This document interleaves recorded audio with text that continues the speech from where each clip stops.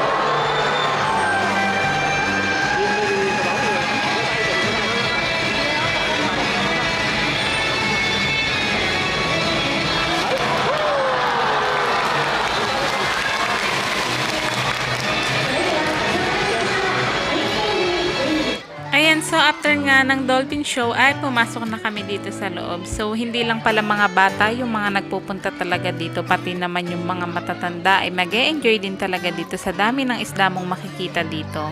Ito nga yung first time ko na pupunta sa ganito kalaki aquarium. Kahit sa Pilipinas ay hindi pa ako nakakapunta sa Manila Ocean Park. Kaya ito talaga yung unang pagkakataon ko. Ganito pala yung itsura nun sa loob. Nakakatuwang pagmasdan. Grabe pala yung itsura ng loob ng dagat, no? Paano pa kaya kung nasa ilalim talaga tayo ng dagat? Talaga namang iba't ibang klase ng isda yung makikita mo. May mga makukulay, may maliliit, at merong malalaki. Minsan nga parang ang sarap nila kainin. Ano kayang tawag sa isda na to? Ang ganda niyang tingnan, oh, parang ang sarap niya alagaan.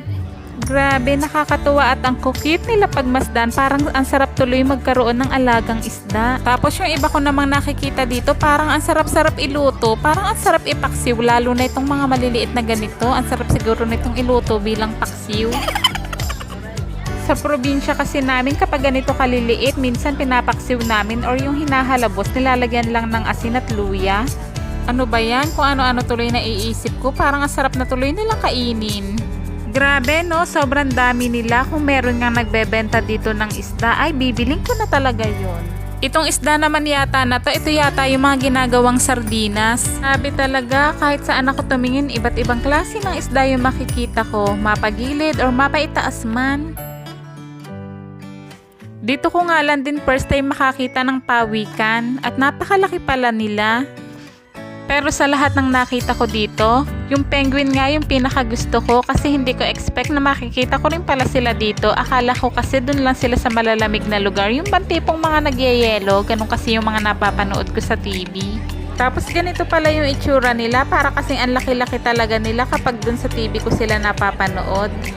Pero grabe talaga, akala ko talaga sa Antarctica lang sila makikita. Meron din pala dito sa Japan. Kasi buong akala ko talaga pang malamig lang talaga sila. Yung tipong yelong-yelo yung mga paligid at lugar. After nga naming mag-ikot-ikot dun sa pinakaloob ng aquarium ay lumabas na kami at bumili kami dito ng, ano bang tawag dito? Raffle. Tapos may makukuha kang stop toy para naman may remembrance kami.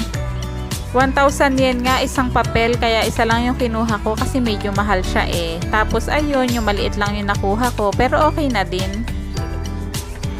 Nandito na nga kami sa labas, so maglalakad-lakad na nga kami pa uwi. Tapos yung kasama ko, ayun, nagpipicture pa. Kaya naman iintayin ko muna siya dito.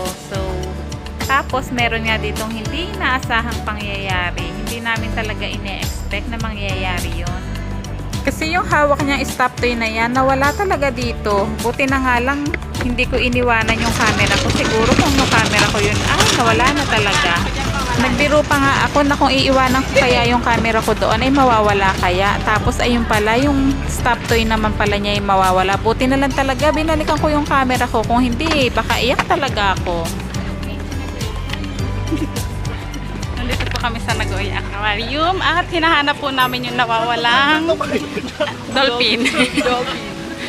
Baby dolphin ni Minnie. So dahil nawala nga yung dolphin niya, bumalik pa talaga kami sa loob para naman bumili ulit siya ng panibago niyang dolphin. So dalawa na nga yung kinuha niya, isang black at isang white. Ipagbigay alam. Nananawagan po ako. Pero wala na talaga.